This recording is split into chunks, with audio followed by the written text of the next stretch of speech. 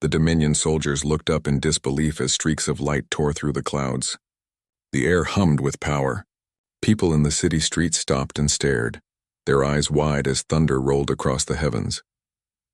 Elias Vance stood inside his broken cell, the cold wall pressing against his back. The roar above shook dust from the ceiling. For a long moment he thought he was dreaming. Then the sound came again, deep, heavy, alive.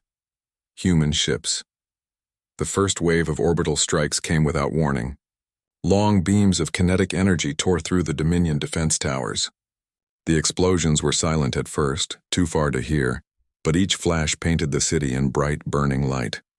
The Vral guards ran to their stations, shouting in panic. Elias pushed himself to the door and looked out through the narrow window. Across the horizon something glowed, lines of fire falling from the sky. He could see the defense shields flicker, then collapse. The Dominion commander yelled into his comlink, voice cracking. "All batteries, return fire.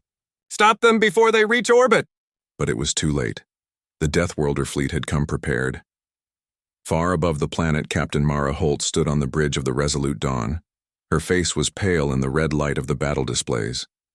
Dozens of ships filled the tactical screen, enemy formations breaking apart, fleeing, falling into chaos. Her weapons officer spoke fast. "Enemy fleet collapsing, Captain." They weren't ready for this scale of response. Mara didn't smile. Her voice stayed cold. They should have been. The ship's massive cannons rotated, locking onto the largest Dominion battle station in orbit. It was built to withstand sieges, surrounded by rings of plasma shields. For centuries it had been the pride of the Dominion's military, but that pride didn't save it. "Fire," Mara said. A deep vibration rolled through the Resolute Dawn as it unleashed its main weapon. The railgun shell, a solid tungsten spear the size of a bus, crossed the void in seconds. It hit the battle station dead center. The explosion tore through the structure, splitting it in half. The shockwave rippled across the system. The crew watched in silence. Commander Leon turned slowly to his captain. "Target neutralized." Mara's eyes didn't leave the burning wreckage. "No survivors," she said. "Mark the coordinates for cleanup crews." Around them, human ships moved in perfect formation. The Iron Wrath launched its drones. The Heliosphere cut through enemy cruisers like paper. The Lament of Titans deployed planetary drones that descended toward the surface like falling stars. In every Dominion outpost, alarms screamed. On Carvin 9, the Dominion governor tried to make contact. His message appeared on the fleet's main screen, a trembling alien face framed by smoke. "This is Governor Trathan of the Dominion sector." "We demand to speak," Mara interrupted. "You demand?" Her voice was quiet, but every officer on the bridge froze. Trathan's words stumbled. You can't destroy an entire world. There are civilians here." Mara's tone stayed calm. "So were there on the Hope's lantern." The governor's voice broke. "That was a mistake." "No," Mara said. "That was a message. Now this is ours." She ended the transmission. On the surface, the Vral troops tried to fight back. Anti-air guns fired, but their shots vanished into the dust clouds caused by orbital bombardment. Tanks rolled out into the streets, their engines screaming, but human dropships came faster. From the sky, black-armored soldiers descended in columns of fire. Their boots hit the ground, rifles raised. The Vral had fought many species, but never humans like these. The Deathworlder Marines didn't shout. They didn't taunt. They just moved forward, calm and focused, like a storm that had decided where to fall. Elias watched through the window as one of the prison walls exploded. Smoke filled the hallway. A Marine in dark armor stepped through, visor glowing faintly. He looked at Elias and extended a hand. "Dr. Elias Vance?" the Marine asked. Elias nodded, stunned. "You came." The Marine's voice came through a modulated speaker. "We got your message." He cut the prisoner's cuffs and handed him a small oxygen mask. "Stay behind me." Outside, the city burned. Human dropships landed on every major district, pulling survivors from wreckage. Medical drones patched wounds even as artillery rolled in. Above, the Resolute Dawn circled like a silent guardian. Hours passed before the last Dominion ship fell. The smoke over Carvin 9 turned gray. Fires burned where the defense towers once stood. The human fleet hung in orbit, black silhouettes against the stars. Captain Mara Holt stood before a live holofeed from the surface. "Dr. Elias Vance." now wearing a clean uniform and medical bandage on his arm, looked up at the sky.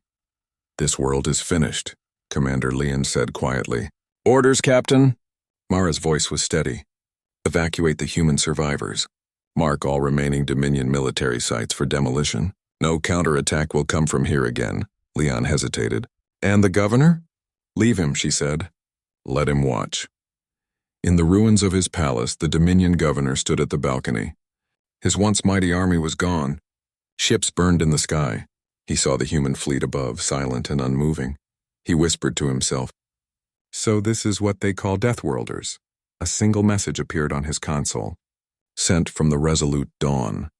It contained only 5 words, "For every human lost." He sank to his knees. When the fleet prepared to leave, Mara walked to the main observation deck. Elias was there, leaning on the railing, watching the world below. He turned to her and asked softly, "Was all this necessary?" Mara looked out at the glowing planet. "They killed civilians," she said. "Unarmed people, scientists, they wanted to make us afraid. But we answered with fire." She nodded. "That's how we survive. The galaxy forgets where we came from. They call our home a death world, and maybe they're right. But that world taught us something they'll never understand. Don't start what you can't finish." Elias was silent for a moment. Then he said quietly, "They'll fear us now." Mara's gaze stayed on the stars. "Good. Maybe fear will keep them from touching another human ever again." A pause filled the air. Then the command signal echoed through the ship. "Fleet ready for jump," the engines roared. One by one, the ships vanished into faster-than-light space, leaving behind only wreckage and silence. Weeks later, across the galaxy, word spread. News feeds replayed the message captured by Dominion sensors the moment the human fleet appeared in the skies of Carven 9. Whole systems went quiet when they saw the burning horizon. For the first time in years, no one mocked the name Deathworlders. No one laughed at Earth's warnings. A single phrase echoed across trade stations and council halls. "Never harm a human. Because if you do, their signal will not call for rescue.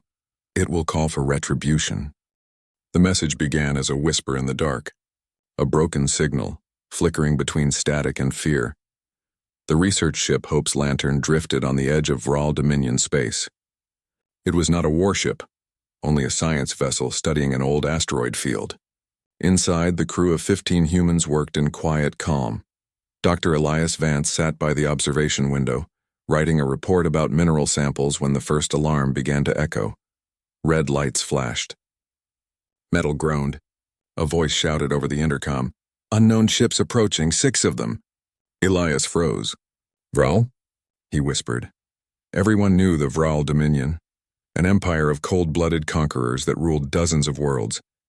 They had fought humanity long ago, back when Earth was still struggling to be accepted among the stars. The peace was uneasy, like thin ice above a deep ocean.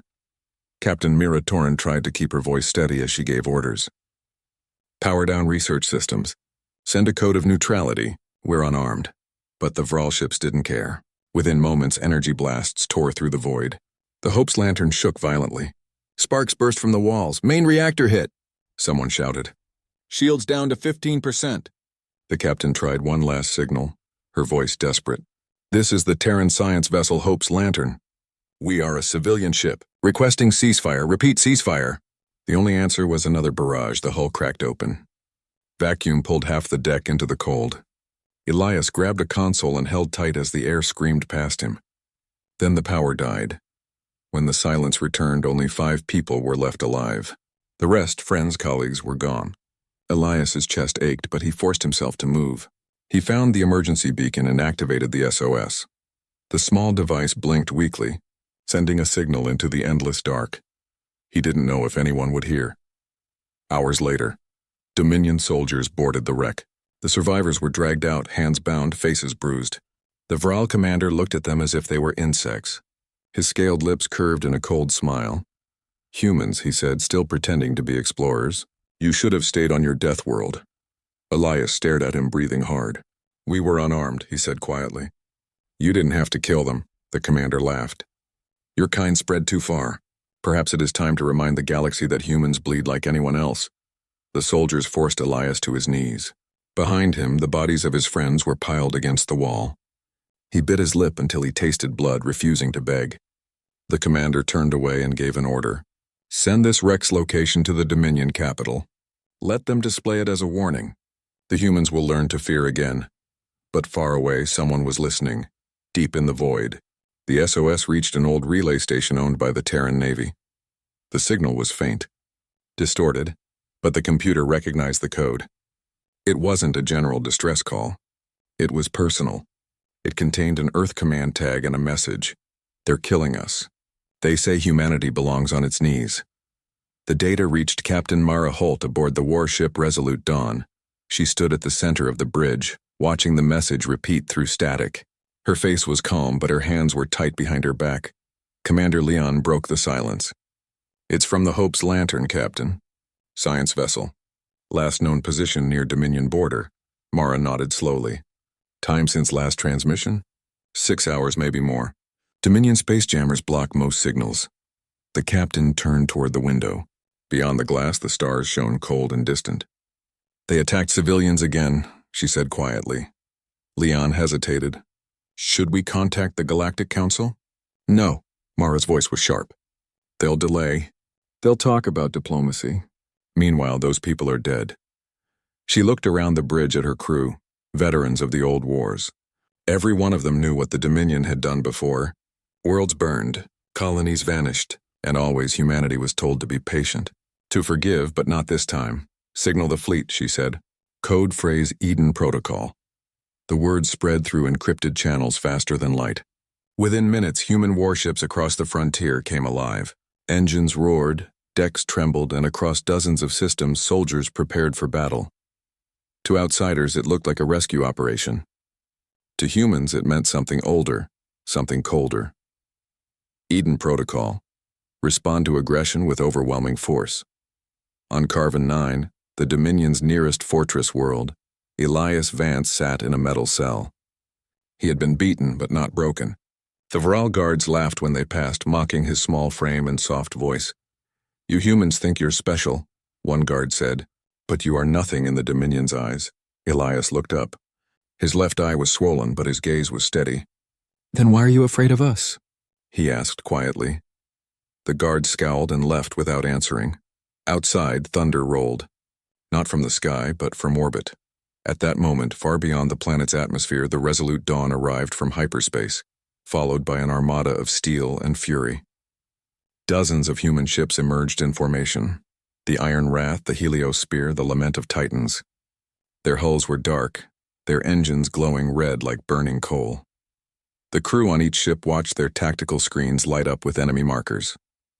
They knew what had happened. The distress signal had carried more than words, it had carried pain. And pain was something humanity always remembered. Mara Holt stood tall as the countdown began. This isn't a rescue, she said softly.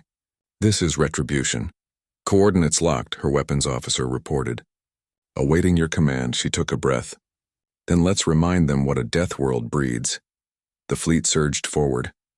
On the surface, Elias looked up through the narrow slit of his prison window. He saw streaks of light cutting across the sky. Meteors at first glance, but too straight, too deliberate.